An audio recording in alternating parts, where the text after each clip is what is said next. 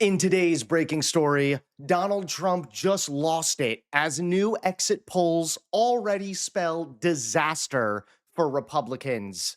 How's it going, everybody? Hunter Avalone here with Occupy Democrats. Welcome back to another video. Now, today's elections have been an excellent opportunity for people to vent their frustrations with Donald Trump. So I've had just as many voters, Anna, say to me that they feel that this is a moment where they can register concern and frustration with the Trump administration. I will tell you also, as we've been out here all day, you've of course got Democratic canvassers, got Republican canvassers across from them. A lot of foot traffic here. I actually just got an update from one of the election officials inside who say that at around this time just a year ago, so in a presidential general election year, they saw slightly less traffic than they're seeing today. This traffic greater than what it was in a presidential year, sort of speaking to potentially some of the excitement that you're seeing in an area that is a Democratic stronghold. Larry knows this so well, and the kind of place that Spanberger and the rest of the Democratic ticket are going to have to drive up their turnout, drive up their vote if they want to continue to bear out what the polls have shown, which is that this really is maybe Spanberger's race to lose. And it's ultimately because people are sick and tired of Donald Trump, of the Republicans,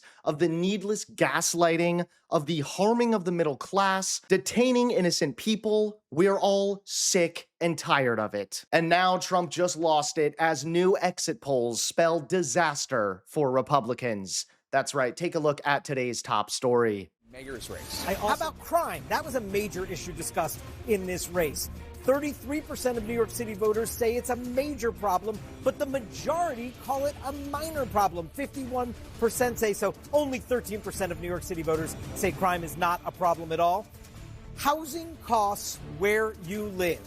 Look at that number.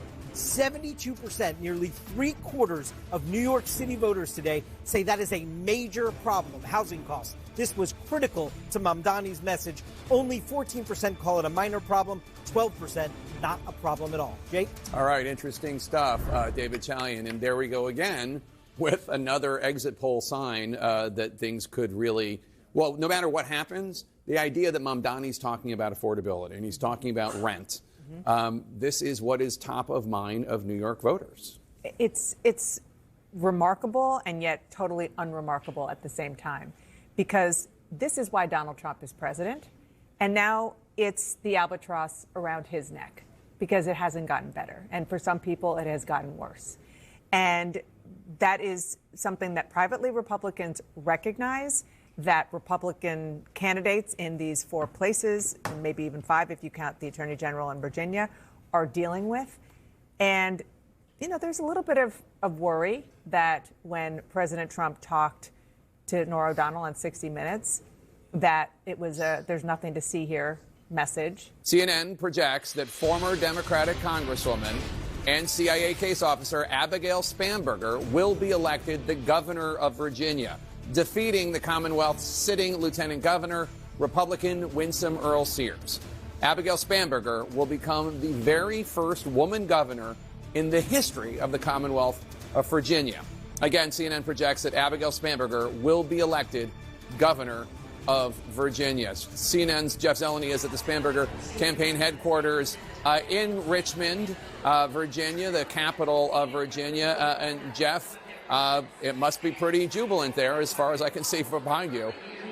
Jake, it definitely was. This crowd here just learned moments ago that the projections are calling this race for Abigail Spanberger. Now, that is not necessarily a surprise because they were confident going into this. But what they are seeing in the particular counties is really giving them a bit of a lift. Loudoun County, for example, right outside Washington, D.C., that is going very strong for her. And you can hear the crowd behind me now as they see more of these numbers come in. Abigail Spanberger represented the Richmond area when she was elected to Congress back in 2018. She won a red seat. She used really this moderate Democratic message, but also had some tough medicine for Democrats who she believed were leading the party astray.